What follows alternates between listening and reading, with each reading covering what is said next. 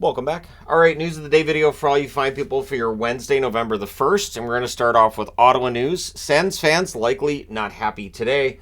I wouldn't imagine there's very many in the Ottawa organization that are happy with this. So a week ago, of course, about a week ago now, Shane Pinto suspended 41 games. And that one I kind of understood because the league, the union, the player, and the team all kind of came together and went, that's fair. That's fair.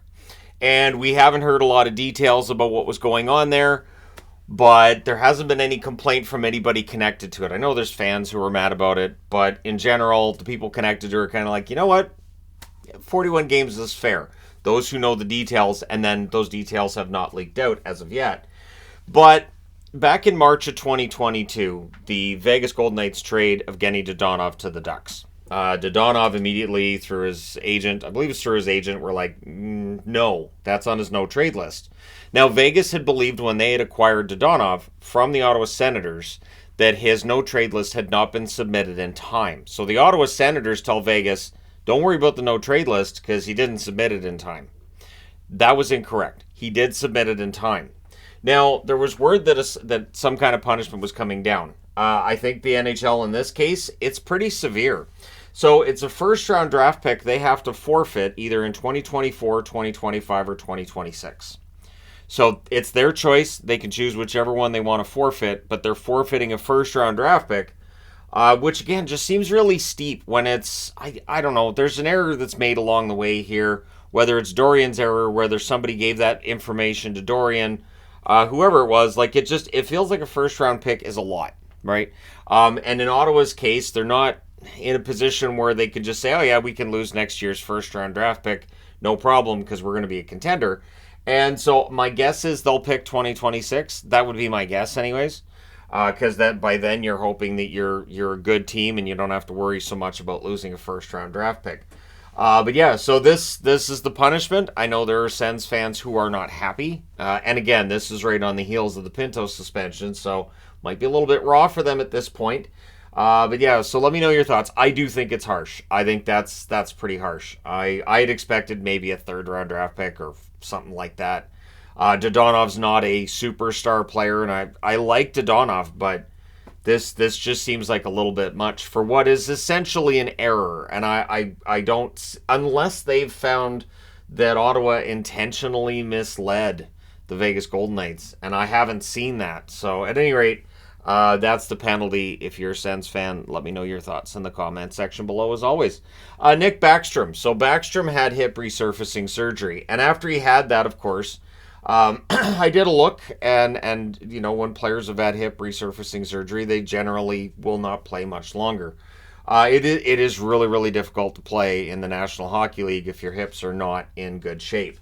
So he is stepping away from the Washington Capitals to deal with this nagging injury. Now, he only had 1 assist through 8 games. He was playing on the third line this year.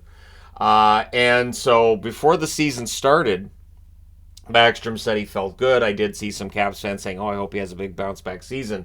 But in the back of my mind, I couldn't get that out of there that, you know, guys who have hip surgery or have any kind of hip replacement, anything like that, they normally will not play for very much longer. Their careers are normally done usually about a year later, if not sooner. And so Backstrom, hopefully he's able to get it back and he's able to come back and play for them. But it sounds like this is just an open-ended. We'll see. We'll see if his hip responds to getting that rest at all, or if there's any kind of treatment that he can do, any kind of therapy he can do. So Backstrom's career may very well have come to a very quiet conclusion, or we may be talking about him making a return, say in the spring, if Washington's able to get themselves into the hunt and get into a playoff spot. What this does do, though, it means that he goes on LTIR, and so when Pacioretty's good to go, they don't have any problem with cap space. So they don't have any problem with cap space for the injured players they currently have, but I think they'd rather have a healthy Nick Backstrom. So it has to be a tough way for Ovechkin to see, who has essentially been his line mate throughout most of his career and become one of his best friends, to see his career potentially end like this. But again, you know, hip surgery and just hip problems, they can really shorten your career.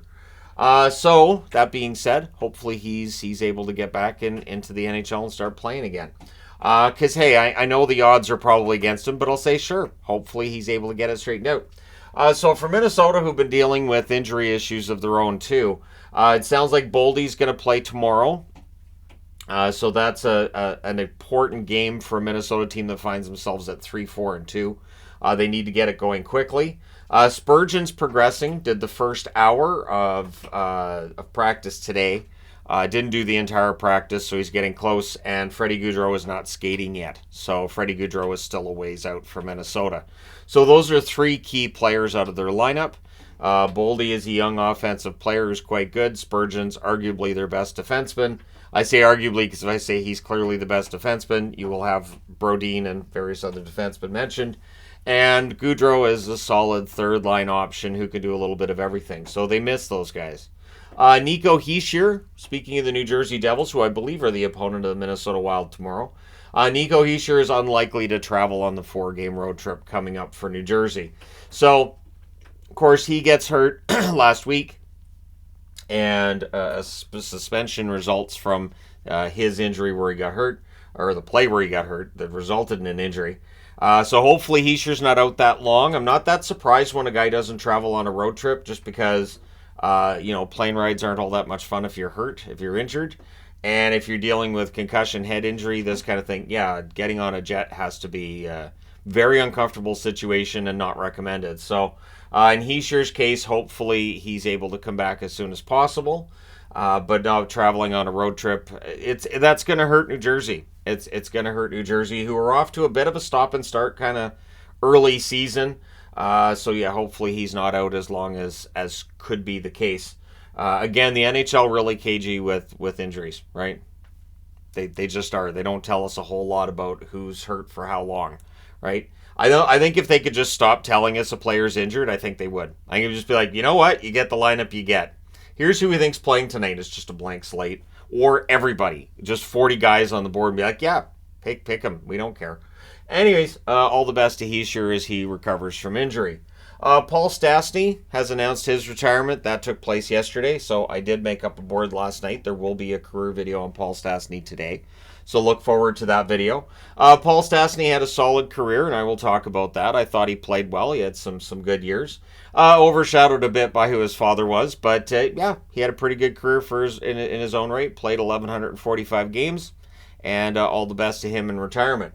This is an interesting one, and I thought I'd close with this because it's a little bit lighthearted. So Logan Paul's prime, which has been, fighting its way into the Canadian market. I have seen it locally, so I know it's out there. There's some debate about whether or not prime works as a hydrator if you're playing sports. That maybe the sugar content's a little bit high or salt content's a little bit low. And again, if you're exercising, you need that salt far more than you need sugar. But at any rate, we could debate the drinks at a later date, but Logan Paul's prime has signed Austin Matthews as a sponsor. So sponsorship agreement between Logan Paul and Austin Matthews. And to think Logan never once thought to message me, I'm hurt. But I will say this, Austin Matthews, who's been on the Pat McAfee show over the last week, and now he signs this deal with Logan Paul's prime. This is the kind of thing that the National Hockey League should be encouraging. Players appearing in areas where maybe hockey isn't as well known, isn't as talked about, and getting sponsorship deals with somebody like a Logan Paul, who again might be able to bring fresh eyeballs to the National Hockey League. If you want to get it out of being a niche sport and you want to make it one of the more popular sports and have it threaten one of the big three, that's kind of how you have to do that. So Matthews, I'm sure, getting paid well, and Matthews is already in a lot of commercials in Canada, so I guess we can add Prime commercials to that as well. At some point in time, it'll just be him in all the commercials. So, but at any rate, let me know your thoughts in the comment section below, as always. Don't forget to hit like and subscribe if you're browsing your way through. You just happened upon this video. Thank you guys so much for watching, for all your support. I will talk to you again soon.